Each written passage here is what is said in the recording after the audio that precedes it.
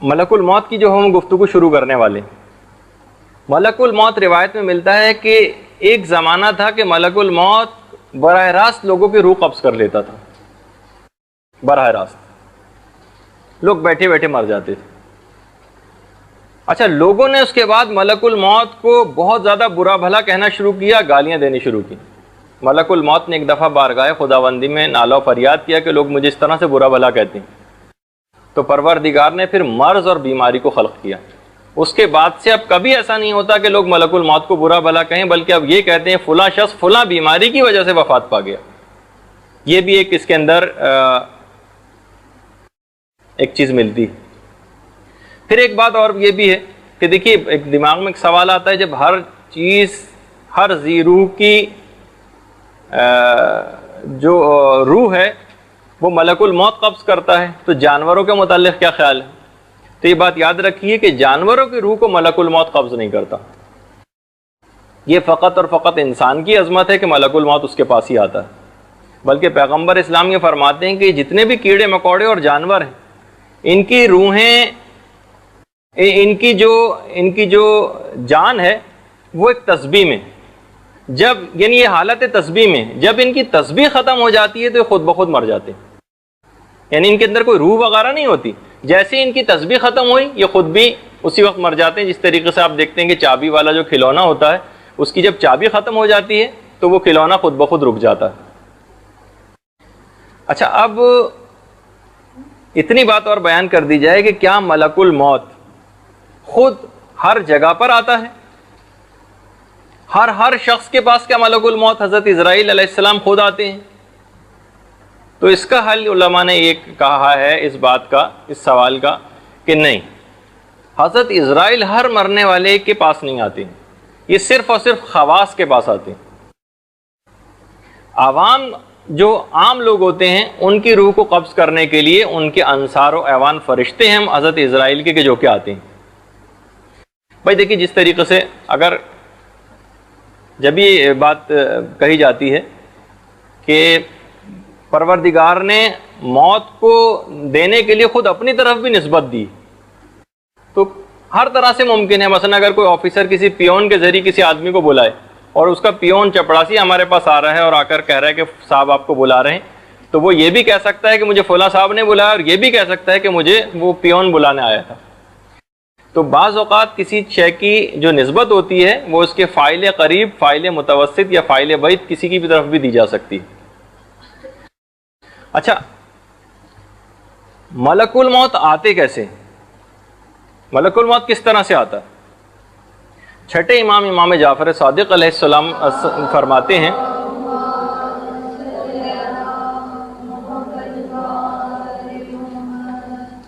یہ بات بیان فرماتے ہیں چھٹے امام کہ جس وقت ملک الموت آتا ہے تو وہ کہتا ہے فَيَقُولُونَ السلام علیکہ یا ولی اللہ، مومن کے پاس آ کر کہتا ہے کہ آپ پر اے ولی خدا، آپ پر ہمارا سلام ہو۔ فَإِنَّ الرَّبَّ يَقْرَؤُكَ السلام، آپ کو بشارت ہو، آپ کا پروردگار آپ کو سلام کہلوا رہا ہے۔ مذاق نہیں ہے، اب یہ آپ دیکھیے کہ یعنی مومن کے لیے ایک بات بیان ہو رہی۔ اما انہ عنکا راضٍ، آپ اس بات سے آگاہ ہو جائیے کہ آپ کا پروردگار آپ سے راضی ہو گیا ہے، غیر و غضبان، وہ آپ سے ناراض نہیں ہے۔ پھر آگے وہ کہتا ہے بروح و ریحان و جنت نعیم، اب آپ کو سکون، راحت اور آرام اور چین اور جنت کی بشارت، یہ آ کر ملک الموت مومن سے آ کر کہتا ہے۔ راوی نے دیکھا کہ پیغمبر اسلام ایک میت کے پاس گئے ہیں اور میت کے قریب کہہ رہے ہیں، خطاب کر رہے ہیں ملک الموت سے کہ اے ملک الموت، یہ مومن ہے، اس کے لیے نرمی کرو۔ تو ملک الموت نے جواب دیا کہ پیغمبر خدا، آپ اپنی آنکھیں ٹھنڈی رکھیں اور آپ کا دل شاد ہو، میں تو ہر مرنے والے پر، ہر مومن پر نرمی کرتا ہی ہوں۔ دیکھیے، بعض اوقات یہ جو جتنا بھی ہم تذکرے سنتے ہیں نا ملک الموت کی سختی کے، یہ زیادہ تر جو ہوتے ہیں، یہ جو اس کی مختلف شکلیں ہیں اور ایک بھیانک جو روپ ہے، یہ کافروں، فاسقوں، منافقین، مشرکین، ان کے سامنے جب ملک الموت آتا ہے تو وہ والی ایک تصور ہمارے دماغ کے اندر آتا ہے۔ روایت کے اندر ایک واقعہ ملتا ہے کہ مولا کائنات ایک دفعہ شدید ترین آنکھوں کے درد کے اندر گرفتار ہوا، آشوب چشم ان کو ہو گیا تھا، اور اتنا زیادہ درد ہو رہا تھا کہ پیغمبر اسلام جب عیادت کے لیے آئے تھے مولا کی، تو مولا باقاعدہ درد کی شدت سے فریادیں کر رہے تھے۔ کہا کہ اے علی اتنا شدید درد؟ کہا کہ ہاں یا رسول اللہ، ساری زندگی کبھی اتنا شدید درد نہیں ہوا جتنا اس وقت ہو رہا۔ اب رسول خدا نے کہا کہ اے علی سنو، جب ملک الموت کسی کافر کی روح نکالنے کے لیے آتا ہے، اس کی روح قبض کرنے کے لیے آتا ہے، تو ایک لوہے کی ایک سلاخ کے ذریعے اس کی روح کو قبض کرتا، اور پھر جہنم کی سختی اس سے بھی ایک دشوار گزار مرحلہ۔ علی نے یہ سننا تھا کہ سنتے ہی اٹھ کر بیٹھ گئے۔ کہا کہ یا رسول اللہ ذرا اس حدیث کی تکرار تو کر دیجئے، یہ گفتگو اس بات کا موجب بنی ہے کہ میں اپنے درد کو بھول جاؤں۔ اچھا، پھر اس کے بعد مولا نے کہا کہ یا رسول اللہ، کیا یہ جو آپ نے ابھی ملک الموت کی جو تفصیل سنائی ہے، کیا یہ فقط کافر سے مخصوص ہے یا آپ کی کسی امت کا کوئی فرد بھی اس میں مبتلا ہو سکتا ہے؟ رسول اللہ نے ارشاد فرمایا ہاں اے علی، 3 افراد ایسے ہیں کہ جو اس چیز کا شکار ہو سکتے ہیں۔ نمبر 1، وہ ظالم حاکم جو اپنی رعایا کے اوپر ظلم کرتا ہو۔ اچھا، اس کے اندر وہ گھر والے ایسے افراد بھی آ سکتے ہیں، سربراہ گھر بھی ایسا آ سکتا ہے کہ جو اپنی اولاد کے اوپر ظلم کر رہا ہو یا اپنے بیوی بچوں کے اوپر کوئی ظلم کر رہا ہو۔ دوسرا، جو یتیم کا مال ظلم کرتے ہوئے کھائے، اس کی بھی اسی طریقے سے ملک الموت روح آ کر نکالے گا۔ اور نمبر 3 ہے جھوٹی گواہی کو دینے والا۔ فروع کافی کے اندر باقاعدہ یہ روایت نقل کی گئی۔ اچھا، اب یہ جو سوال ابھی پیدا ہوا ہے کہ آخر کون روح کو نکالے گا، تو دیکھیے تینوں طرف اس میں بہرحال قرآن کے اندر اس بات کی نسبت آئی ہے۔ کہیں پروردگار عالم نے براہ راست اپنی طرف نسبت دی ہے کہ میں لوگوں کی روح قبض کرتا ہوں۔ کبھی سورہ سجدہ کی جو 11ویں آیت ہے اس میں ملک الموت کی طرف نسبت دی گئی کہ اے رسول لوگوں سے کہہ دیجئے کہ یہ ملک الموت ہے جو تمہاری روح کو قبض کرتا ہے، اور یہ فرشتہ ہے جو ہم نے اس کام کے لیے مامور کیا ہے۔ اور بعض دفعہ قرآن کے اندر ہی دیگر فرشتوں کی طرف نسبت دی گئی روح کو قبض کرنے کے لیے۔ وَتَوَفَّتْهُ رُسُلَنَا، سورہ انعام کی 61ویں آیت، کہ ہمارے بھیجے ہوئے فرشتے روح قبض کرتے ہیں۔ اچھا، اب یہ بھی روایت کے اندر آئی ہے جو کہ ہمارے چھٹے امام جعفر صادق علیہ الصلوۃ والسلام نے چیز بیان فرمائی ہے۔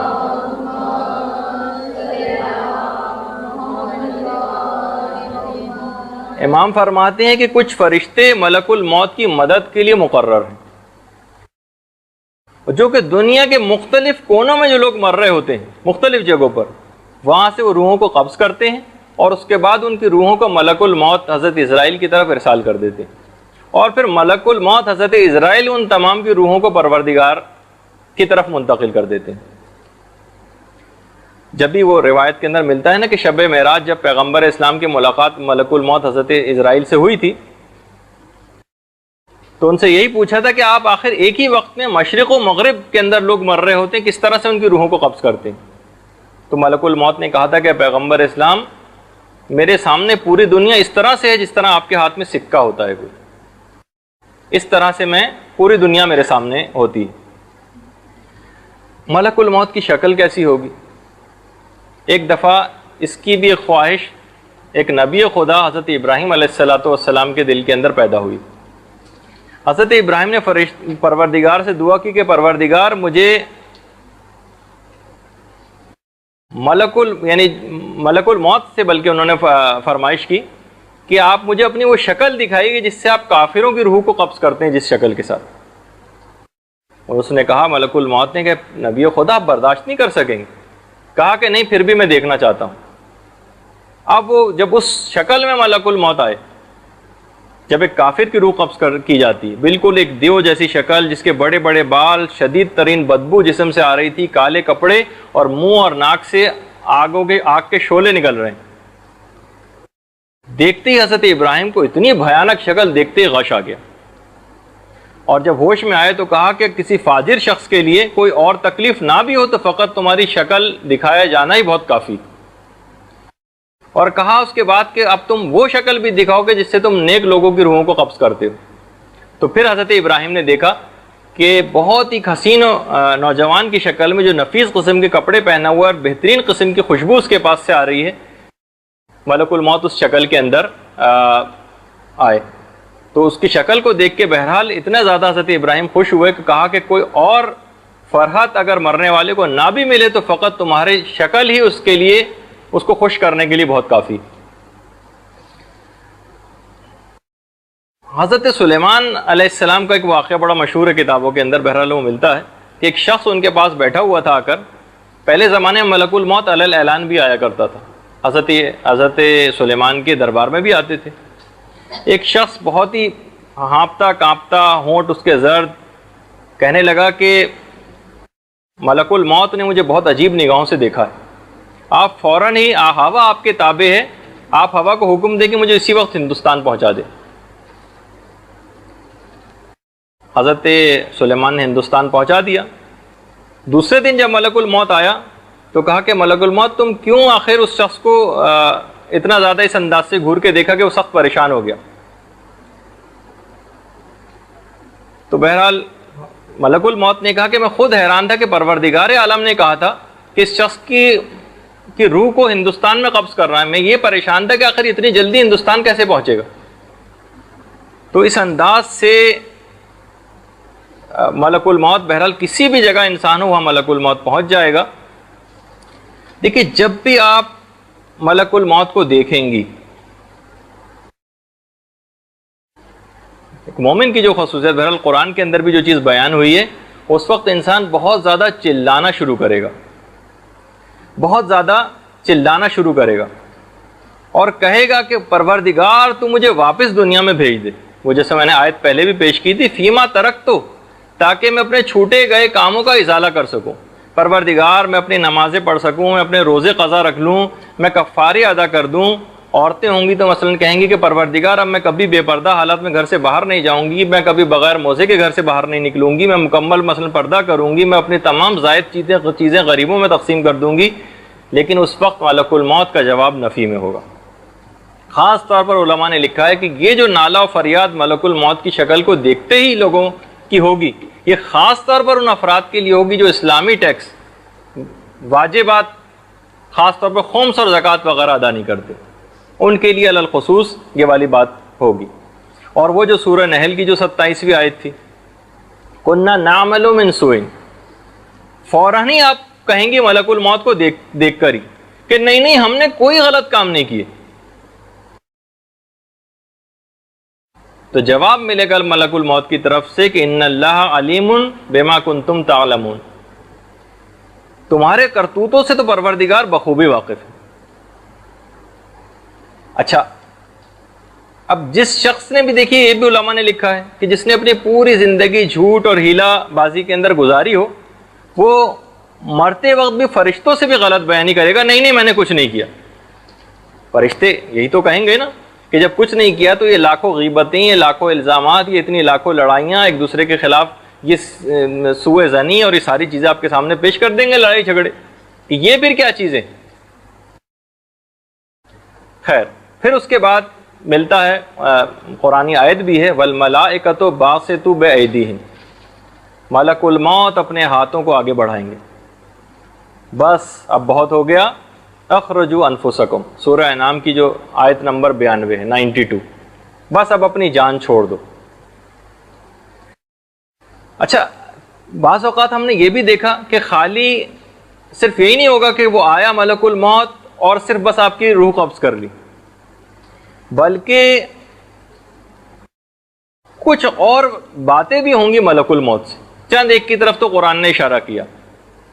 خاص طور پر ان افراد کے لیے جو کہ کافر ملکوں کے اندر جنہوں نے رہائش اختیار کی دنیاوی لذتوں کے اور آرام کے لیے، اور اس کے بعد دنیاوی لذت و آرام وغیرہ کے لیے، اور اس کے بعد انہوں نے اپنی پوری زندگی اور اپنی اولادوں کو بھی وہاں جا کر بگاڑ دیا۔ سورہ نساء کی آیت نمبر 67 کہ جب ان کی طرف سے بہت زیادہ فرشتوں کے ساتھ ان کا وہ مکالمہ ہو جائے گا کہ جب کہ بھائی تم نے ایسی زندگی آخر کیوں گزاری، ایسی جگہ جا کر کیوں رہے، جب وہ اس کا عذر پیش کریں گے کہ پروردگار ہم کیا کرتے ہیں، ہم ایسی جگہ پہ جا کر پھنس گئے تھے، وہاں پہ جا کے ہمیں ان گناہوں کے اندر گرفتار ہونا ہی تھا، تو اس وقت فرشتے مخاطب ہو کر کہیں گے اس مرنے والے سے فَتُهَاجِرُوا فِيهِمَا، کیا زمین پروردگار اتنی بڑی نہیں تھی، اتنی وسیع نہ تھی کہ تم کسی اور جگہ ہجرت کر جاتے؟ تمہارے لیے کیا ضروری تھا کہ معمولی سی آسائشوں کے لیے تم نے اپنے دین اور ایمان کو فروخت کر دیا اور اپنی اولادوں کو تم نے بگاڑ دیا؟ یہ خاص طور پر صرف یہ والا ایک واقعہ ایک ایسا ہے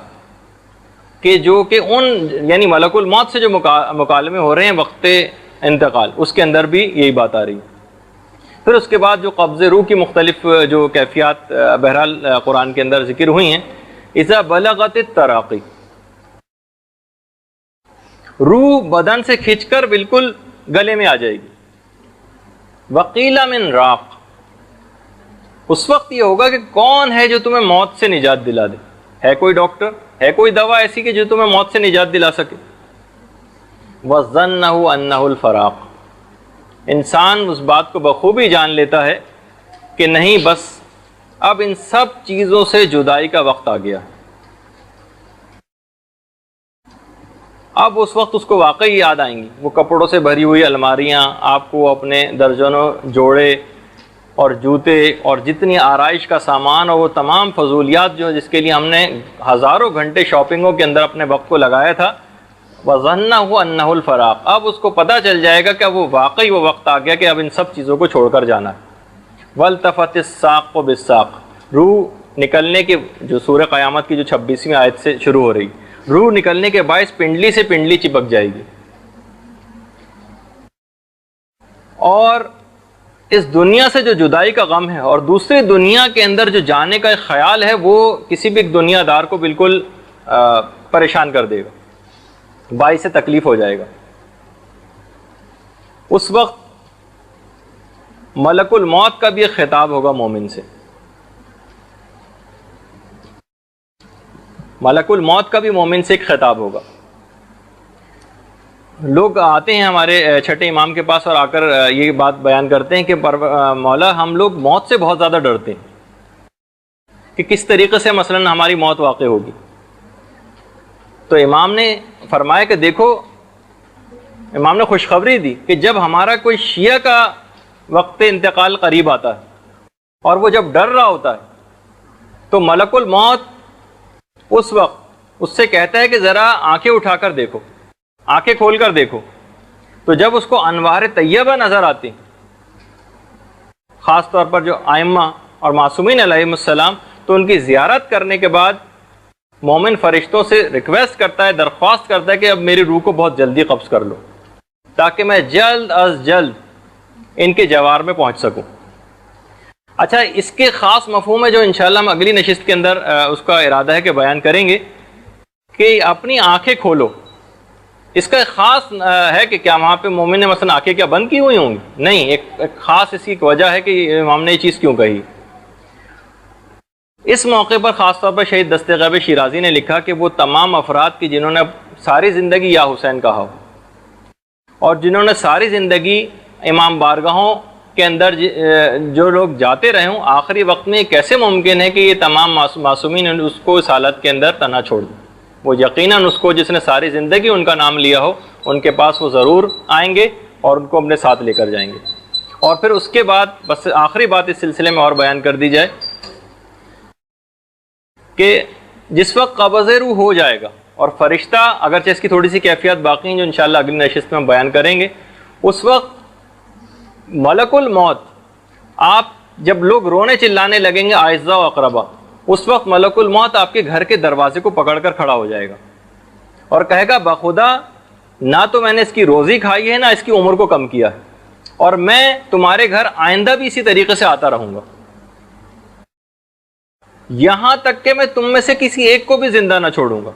روایات میں ملتا ہے کہ اگر لوگ ملک الموت کی اس گفتگو کو اپنے کانوں سے سن لیں تو اپنے مردوں کو رونا بھول جائیں اور اپنی حالت زار کے اوپر آنسو بہانے لگے۔ برحمتک یا ارحم الراحمین